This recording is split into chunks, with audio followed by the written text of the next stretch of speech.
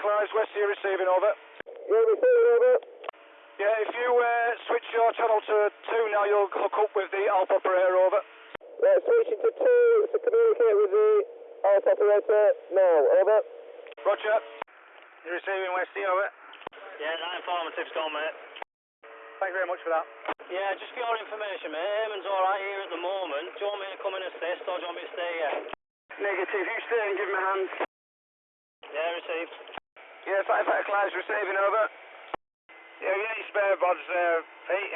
Just send them down with 3 or 4 lengths of 70mm, over. Yeah, Tomo's here, so he's going to bring some. As most of you know, the UK's emergency services can't be listened in on. The rollout of Tetra Airwave back in 2006 pretty much put an instant end to the hours of enjoyment curious radio scanner enthusiasts had monitoring their local police forces. Similarly, this digital switchover had the same effect on the VHF and UHF ambulance and fire service systems that also made for interesting listening. There is, however, a system that slipped through the net. You can listen to the fire and rescue services very easily, without expensive tech and much know-how. Before we go into that, however, we need to take a trip back and look at the evolution of fire service radio comms in the UK. The fire services have used many different frequency allocations over the years. A small allocation down in the low-band part of the VHF spectrum existed at one point in time. They also had frequencies in the 152 MHz portion of the spectrum that were intermingled with police VHF channels. 154 MHz was also widely used, and when the emergency services had a huge radio comms overhaul in the late 1980s, UHF started to be widely used for both police, fire and ambulance services. 450 to 452 MHz was home to some channels, with the main allocations for the London and Scottish Fire Brigades sitting within the 457 MHz range. Tetra was rolled out to the UK's fire services in 2006 and had full coverage by 2010.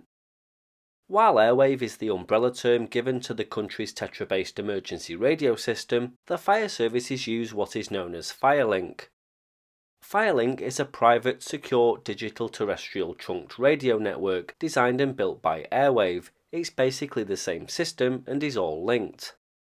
The network covers fire and rescue services in Great Britain and was designed to enable them to work more effectively and safely by using clearer voice communications and call group management during incidents, and to send data and status codes to and from vehicles in the field. Additionally, in London, Scotland and Wales, Firelink is able to identify and deploy the closest available vehicle to an incident using an automated vehicle location system. There is a planned continuation of Tetra-based radio services in use by the UK's emergency services until at least 2029. Judging by current forecasts, there's no sign of a definitive solid 4G or 5G replacement in any complete form on the horizon, with the goalposts constantly being pushed apart or changed. If you'd like to know more about fire comms, then I'll link another really interesting video below. Today, however, there is a continued rollout of something separate known as Fireground. Only what is known as main scheme fire radios are actually Tetra-based. These are predominantly fitted in fire engines to keep in touch with control rooms. The main firefighter handheld radios that all firemen wear are DMR or analog. Thousands of these digital radios have already been deployed to all appliances such as mobile fire units, fire engines and fire trucks, and the rollout is now continuing, with fire officer radios in small vehicles attending major incidents to manage situations and at fixed locations. Now, those who aren't familiar with this are probably thinking that if the radios are digital, then there's no way of listening, but this isn't the case, bear with me. The first UK National Fireground Radio Channel Plan was agreed with the Home Office in 1993 and based on the use of analogue radios. The reason for the 25 kHz bandwidth was to minimise the risk of cross-channel interference from other users of the 450 to 470 MHz portion of the spectrum. Early adopters of DMR radio technology were supplied with radios that were programmed to replicate the analogue channel plan. This interim digital channel plan also replicated the 1993 analogue channel plan, allocating different channel numbers to the analogue frequencies. By 2017, a national survey identified that all fire and rescue services were using digital radios, specifically the Digital Mobile Radio Tier 2 standard. Fire and rescue services carefully considered the idea of retaining the interoperability provided by the existing analogue Fireground radio channels when migrating to digital radios. The following steps were considered. Services had to procure digital radios that could operate in both analogue and digital modes. They had to configure analogue interoperability channels to enable Fireground voice communications with fire and rescue services that have analogue-only radios.